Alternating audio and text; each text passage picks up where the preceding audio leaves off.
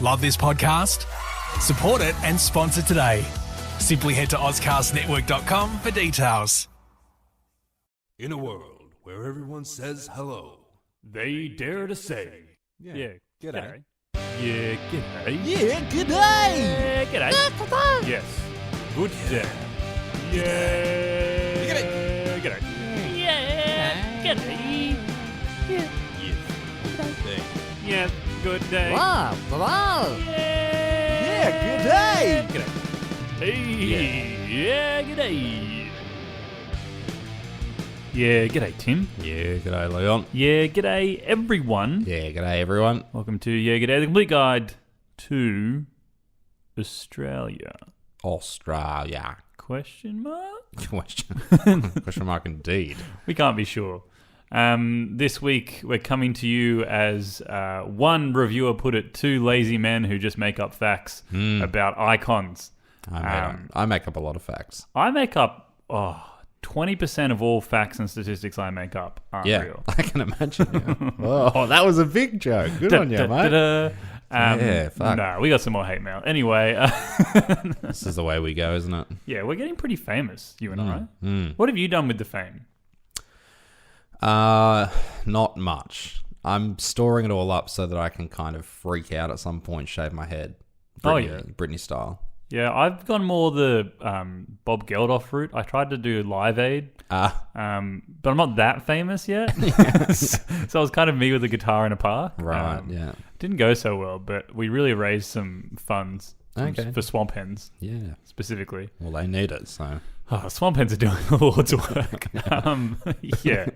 I just assume now that we have people. We've had that's 2 hate mails in like 2 months, 3 months. So I think At least the second person had the audacity to let us know who they were. Maybe the first person was the second person, we just didn't know. Oh, maybe, yeah. We just hadn't met them yet. Yeah.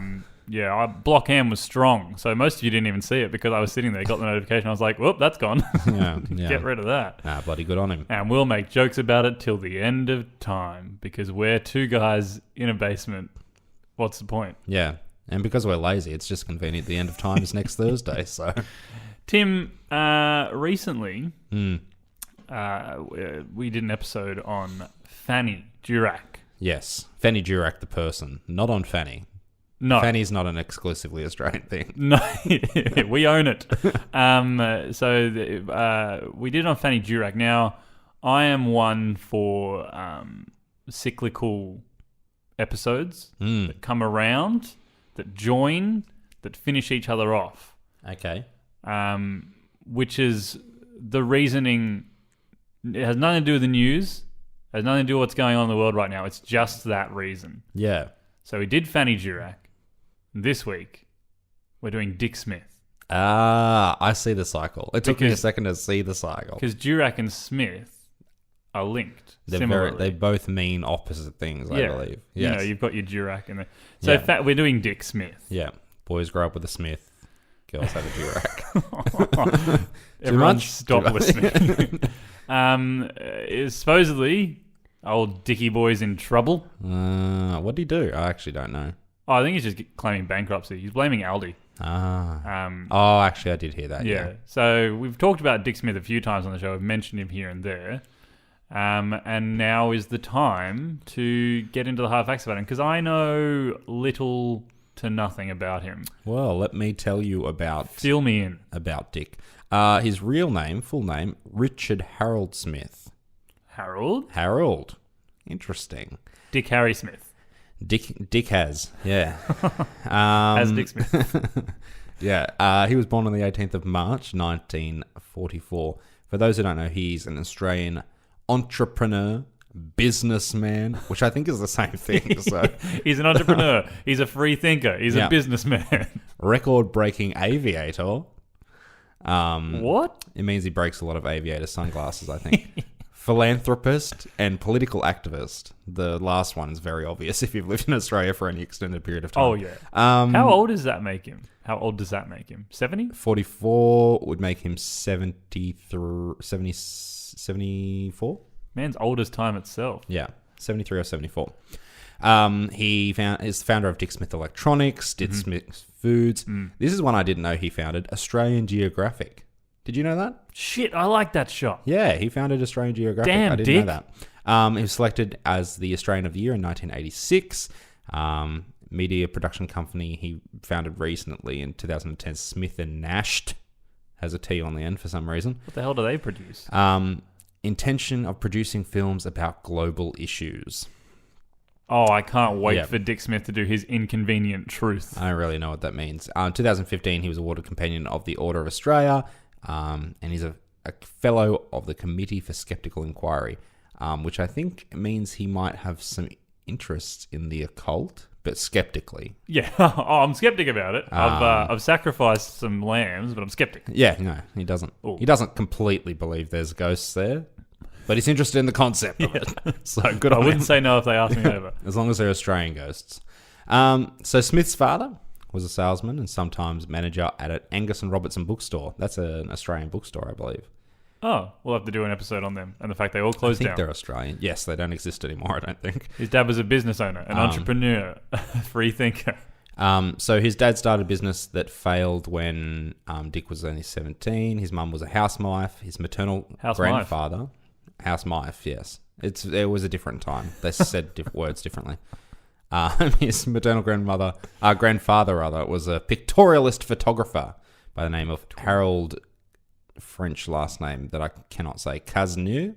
I think it's Smith, Tim. French is a difficult language, Not an even easy for the one. French. As a child, Smith was considered academically hopeless. He had a speech defect, and he called himself Dick Miff. Yeah. No wonder he's a skeptic. He's all about Dick Miffs. Thank you. He went to East Roseville public school for primary school. That New He South ranked Wales? 45th in a class of 47. So he was not a smart boy. Can we also take it back, though? This is a time when there weren't standardized testing, so that teacher went out of their way to tell him, you are 45th out of 47. And the other two kids have been at school 2 days this year. I've run the numbers, Dick. And Dick Miff, you are not...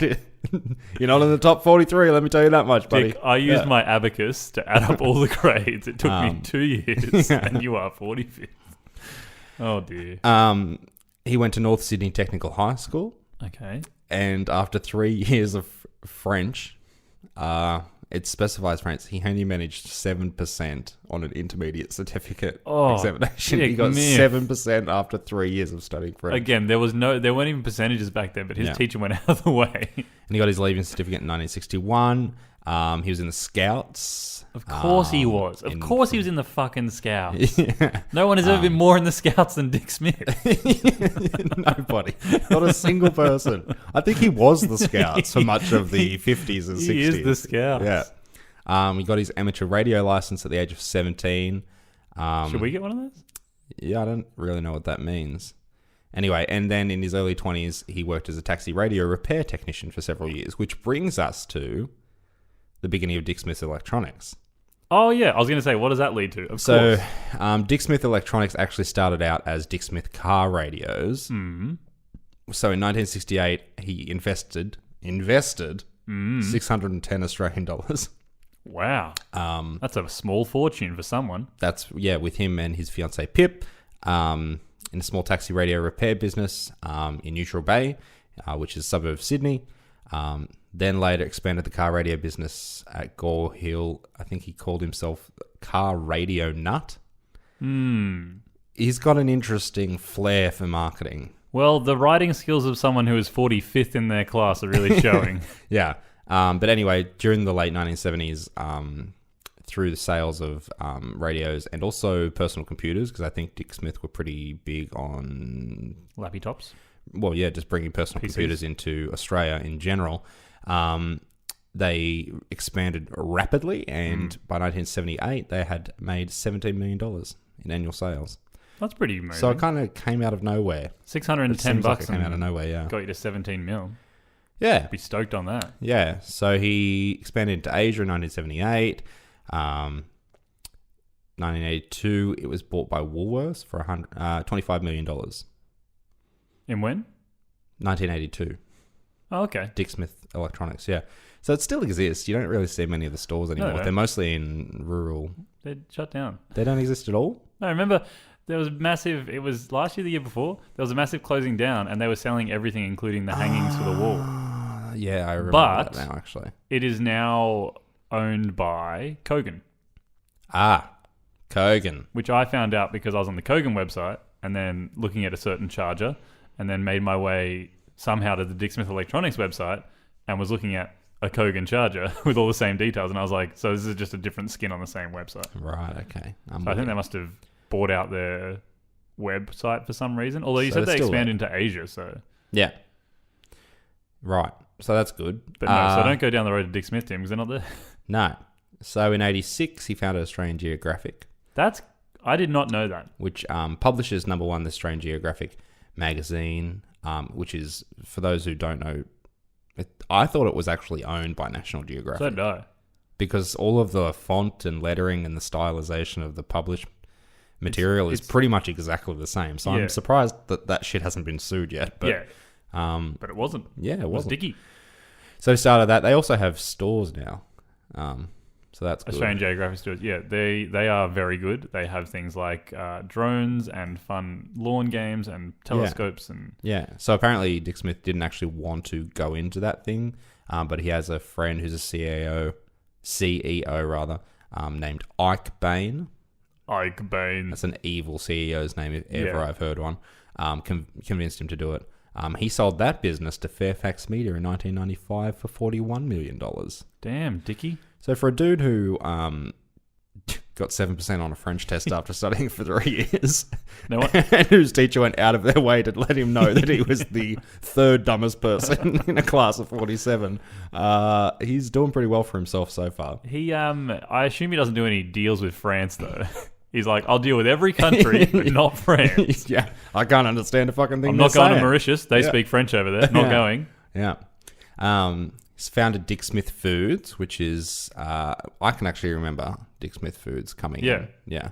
Well, Dick Smith Foods is It's I think, 1999, yeah. aside from Australian Geographic as well, I think Dick Smith Dick Smith, Foods is the only Dick Smith entity that's probably still functioning. Well, it's also it's going under as well. But Dick Smith Foods is the only one that I think still has his name attached to it. Yeah, yeah. So he started it specifically to crusade against, Kraft. Arnott's and things of that nature. A lot of Australian food companies that had started here, like Arnott's, Yeah. and that were being sold off around this time period. Arnott's was bought by Campbell Soup Company. Of course it was. Because what's better than soup and sweet biscuits? Yeah. So Actually, I've got a he story. started up this company specifically to crusade against that. And of course, a lot of his products were basically just the exact same product as something else, and with thinly veiled Yeah. alterations in their names. We had Mighty Mite. We had Power Grain, maybe, or Mighty Grain. Yeah. One of the best ones, so you have the matches called Redheads, right? He sold an identical product called Dickheads, which is Dickie. beautiful. It's truly Bit gorgeous. tongue in cheek. Yeah. But as we've also mentioned in the Vegemite episode 1, nearly a year ago, that because of all that, because of Kraft being bought out with Vegemite and it being a European company, John Williamson changed the words of True Blue to "Is it Mighty Mite" instead of "Is it Vegemite?" Yeah. Which hopefully you can go back to it now because Well, it's back I on had Aussie burger soil. cheese. Yeah, it's back with Aussies. And of course, we talked about this when we did our Tim Tam episode. He created a biscuit called Temptin, and in 2003, Arnott's took legal action against him thank Christ. because it was just too obvious, like Right, what we're he was making- trying to do there. Making Tim Tams, we don't want to say Tim Tam. How do we rename it? Say Tim Tam quickly. Timton? Temptons. Yeah. And of course, he announced recently that the business will be closing next year. Bye-bye. Having distributed over $10 million on profits to different charities. Yes. He blames Aldi. Aggressive competition from German-owned Audi is the Yes. specific wording, through low-cost imports. AKA, he doesn't like that people are getting cheap shit from Audi, which is their business model, and fine. Aldi is the best. Yeah. I don't know where Aldi is in the world. Obviously it's in Germany, but I don't think it's in America and places like that. Aldi is, I guess it's like a smaller Costco, isn't it? Would be a way to place it, I think, in people's brains. Everything's on pallets or in boxes. Yeah, in a manner, yeah. You could buy in bulk, but everything's super cheap, and everything is really good as well. I'm an Aldi shopper. Yeah. Screw you, Dick Smith. Yeah. Shopping an Aldi. So, as people who have a lot of money tend to do, he's gone out of his way to also do little weird adventures. He got his flying license. He's done a lot of these weird little adventures, so I'm not going to talk about all of them. What records did he break? Let's have a little... Aviation-wise. Aviation-wise, he learned to fly in 1972, and he was flying a twin-engine Beach Baron. If anyone knows anything about airplanes, I don't. The classic double beach. Yeah, it's 1976 he competed in the Perth to Sydney Air Race, which is apparently a thing. Okay. I can't find the part. In 1978, he found the wreck of the Kookaburra aircraft, which was lost since crash landing in the Central Australian desert in 1929.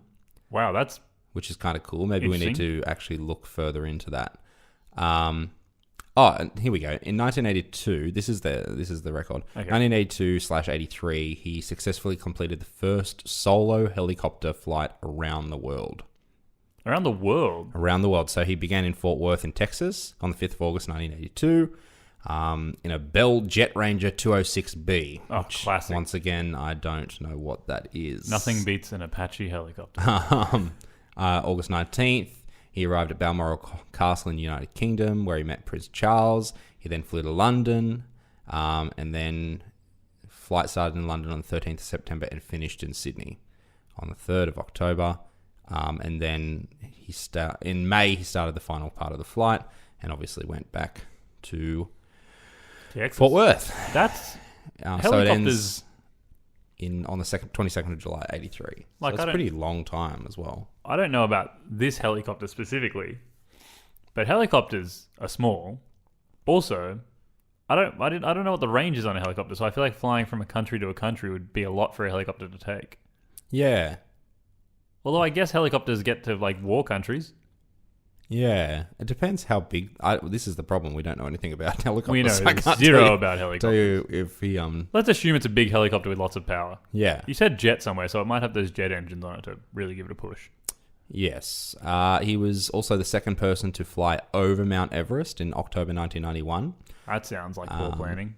Yeah. Did he mean to? I don't know. Whoops. I think he did that in a helicopter as well. It doesn't say... Well, let's just assume that everything Dick does in the air, he does it helicopter Going style. to the shops in a helicopter. Helicopter Dick, as they say. The helicopter, if you will. Yeah. So he's done a lot of this sort of stuff. He does little... entrepreneurial exercises. Yeah, exactly. So that's good. What else? Let's have a look at his award achievements. Oh, what have you done, Dick? What has he done? Founded Dick Smith Electronics, Australian of the Year. We've talked about this. First solo helicopter flight around the world. He made the first helicopter flight to the North Pole in 1987. To sell them electronics?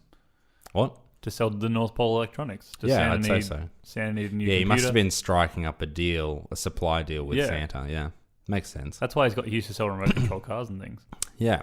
He's first person to fly around the world via the poles, aka he went top to bottom. Ah, a classic. So he wasn't content flying around the world once. He had to do it another way. But here's the kicker. He did it the third way too. He went east to west flight around the world by helicopter in 1992. Wait, so... He went back the other way. Right, so he went west to east, east to west, north to south. What about diagonals? No. Do it all. Don't be ridiculous. No, he might have it planned. He has flats. He got $10 million out of this latest deal. Oh, he didn't get it. No, he gave it away. First non-stop balloon crossing of the Australian continent, 1993. Just a little helium balloon. Yeah. Of course. Hold tight. He was on a deck chair and he just had a lot of helium balloons tied to it. And first trans-Tasman balloon flight, 2000, which means he went across the Tasman Sea, I'm assuming, from Hobart over to Melbourne. Is that what that is? I would assume as much, yes. There you go.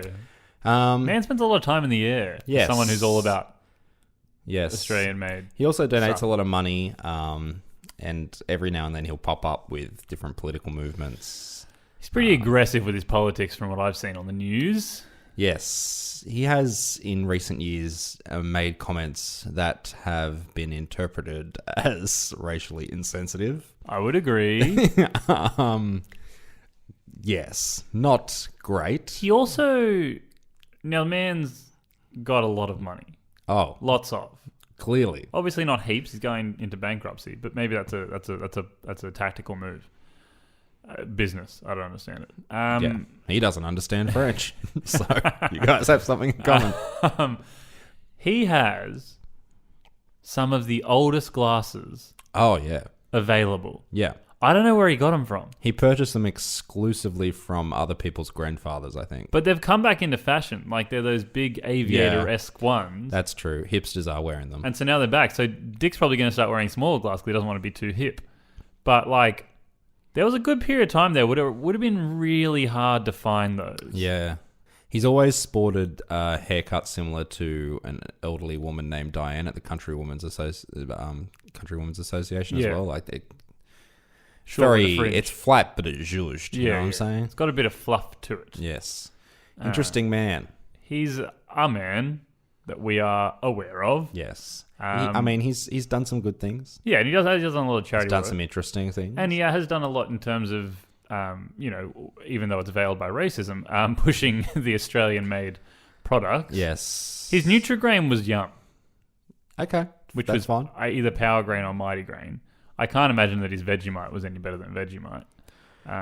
You can't improve on perfection. No. And for everything else, you got to give him... This motherfucker does not go away. No. He is I doubt he'll die. always there, yeah. He'll be alive forever. But he also just flies everywhere. Yeah. What's his wife's name? Pip. Pip. Dick and Pip. Pip Dick. Pip Smith. Pip Smith. What's Pip short for? Philippa. Ah. I know things. I'm just making up facts again. Wonderful. Pip short for Susan, so yeah. Pip short for Harold. Is that it in terms of Dick's life? That's the whole thing. And The that's life of Dick. Yeah, that's lucky because what's that? I don't know. It's the Harold Holt Watch.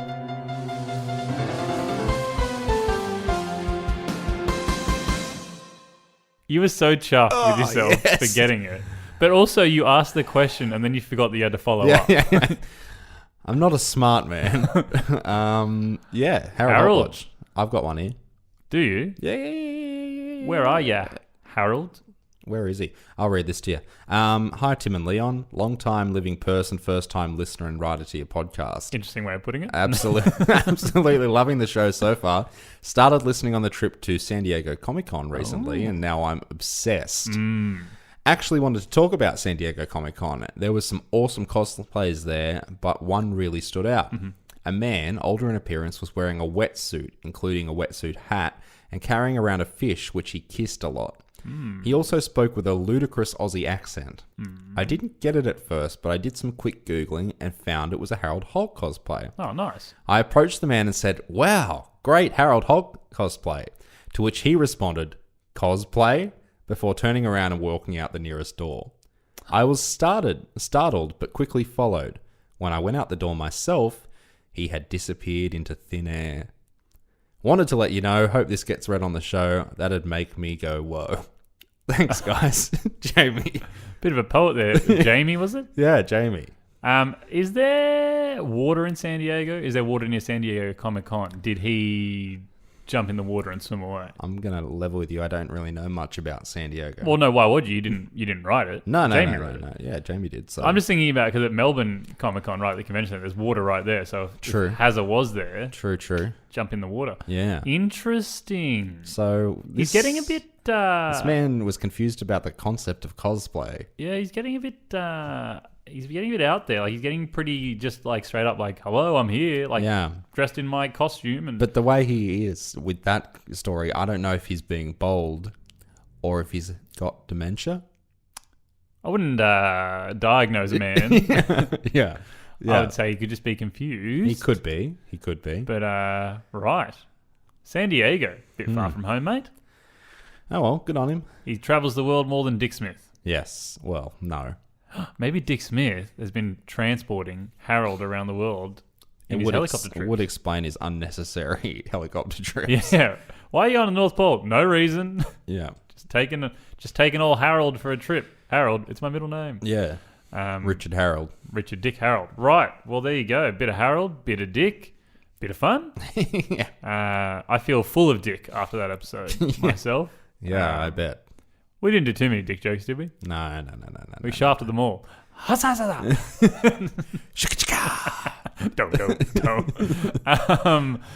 Good stuff. Hey, Tim, you told a story yesterday I think our entire listener base What story? needs to know about the stick that you have on your desk.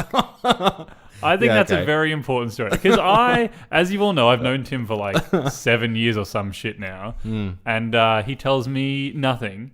And so he told a story last night. I am didn't very know. secretive about my private life. I don't even know what his middle name is. I don't really know how to tell this story. I'll just... How are you going to break it to our fans if you're a fucking idiot? lay out the facts.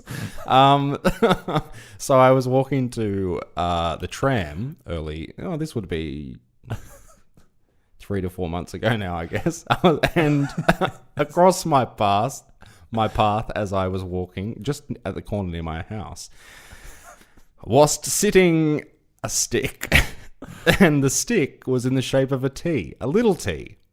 And Lower I case. thought, no, big case. Oh, big upper case, but a little a big case. little version of it. And it was snapped in such a manner that it formed a T. And as I was walking, I thought to myself, that's a T. And I kept walking.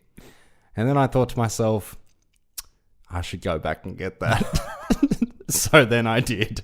And I walked back and I got it. And now it's sitting on my desk at work. How long has it been on your desk at work? 3 to 4 months. People have asked me about it as well at work. And I get a similar reaction when I tell that story. That story is just as hard to listen to the second time as it was the first time. Because Tim is, as we all know, a very eloquent man. Can't even say the word today. Good writer, good with words. But he turns into a boring 80-something-year-old man down to stick. I don't know what you want to be. How was I supposed to make that story more interesting? No, I you saw weren't. a stick. I thought it looked cool. I picked it up and took it with me. I'm trying to make everyone knows too much about me. I was trying to give a more 3D picture of Tim for the audience. Yes. But also, I'm kind of annoyed because if this stick is important to you and you haven't told me, it's been 3 months you've had this stick. Well, it's a magic stick. It loses some of its magic if Every other time people we know do- about it. Great. Well, now thousands of people will listen to this episode and the magic will Yeah. be gone. Because it's very hard to find sticks shaped in T's. And honestly, there's part of me that wants to walk past that same error and find a G-shaped stick because I feel like that would be the completion of a chapter of my life. I'm gonna start whittling sticks and just leaving them around. I feel like if I was like in a story, a character in literature, the end of that chapter or the end of that act would be me finding the G. And then you found a G stick. Yeah. Finding the G stick. Most men can't find the G stick, but No. Tim can. Yeah. Very good. No, I thought it was important to share that story. Thank you for bringing it up. No worries. I think it's good to have our dirty stick laundry aired. Our dick sticks. Tim, it's been good to talk with you. I'm excited for hopefully another one of a random Australian page to just let us know that we made up facts that time. Yeah. It's just like, honestly, it's just lazy, I find. Yeah, I think that if you find any issues with our podcast, any facts that maybe we got incorrect or you think we've made up, I think the best way to bring it to our attention is to do it in an aggressive manner in a public forum. Oh, yeah. Please don't message us or be polite about it. No. We're not interested in that kind of feedback. No, we would prefer for you to take it out in a public forum Yeah. in as aggressive a fashion as you possibly Oh, could. yeah. Yeah. Don't do it in a way that we could construe it as polite. Don't do Yeah. it. Don't ask us if we want the feedback first, because obviously We want criticism like that. Best place, I think, for it is maybe iTunes reviews. Oh, definitely. Because it stays there. Yeah. There's no way to get rid of those. Couple that with a 1 star, you boom. Oh, one star? That's a bit generous. No, we jest. We have fun. But seriously, fuck off. Bless. Yeah. As always, thanks to Teylor Smirl for our wonderful cover art. And thank you to Pen fart. I made a pen fart somehow. Thank you to Curtis Fernance, Fern Tree Music for our introduction, outroduction, and the Harold Holt music, which would have been in this episode. Wasn't here in the office, but I assume it comes in. Edited in seamlessly. Edited in later. What do you mean it wasn't here in the office? Then why'd you say, what's that sound? Are you hearing things again? I'm trying to... Yeah. What's that sound? You hear it too, right? The sticks are calling me. Yeah. I could just hear possums outside screaming. What's that sound? Just happened to coincide with the... We still haven't done our possum episode yet, which is going to be 30 minutes of you and I impersonating possums having sex and fighting, which is a very similar town. The nuance is there. Yeah. It takes a strong ear to tell the difference between the two, but yes, we should do possum soon. Anyway. We will. Thanks for your support. Make sure you jump on our Patreon. Tim and I are just about to write some more postcards. And send them out. Tim's surprised because he didn't know that. I haven't got this scheduled into my Sunday. I have, what is it, 12 o'clock? No, this is time. I've got to go back to bed. I can't pass on this. Shit, I'm sorry. I forgot. I've been putting this off all day. You sent me that shared calendar and I didn't put this in there. Tim's shared calendar, there is an hour on Sunday where he's available and the rest of the time is blocked out. Just in bed. So thanks for all that. Do the Patreon. It's only $1 or $5, which is pretty cheap for the quality you get. That's what I was going to say. I went and saw The Incredibles 2 finally. And in the pre-animation, which it doesn't happen to me all the time, I promise. They did Bow, which is the one where there's a small baby bow thing. It's a bit odd, but it's set in, I think, Japan, because that's what is Bao Japanese. I don't know what bao is. Bao, B-A-O, like the little dumplingy kind of things. I don't know what that is. Sorry. It's of an Asian culture, right? And the lady, whilst walking outside, was wearing a visor. Oh, nice. Confirmed. However, I did talk to my Vietnamese friend, and I said, do any of your old relatives wear visors? She said no. Full hats. So we were wrong about that one. At least in Southeast Asia, they got different hats. That's fun hats. Yeah. So that was that. Follow us on social media. Share it with your friends. Make sure everyone listens to it. If your friends aren't listening to it, shove it in their ears. If their ears bleed, you've done it right. Mm-hmm. And fuck off critics. Anyway, as always, g'day Tim. Yeah, g'day Leon. Yeah, g'day everyone. Yeah, g'day everyone. Catch you on the flippity flop.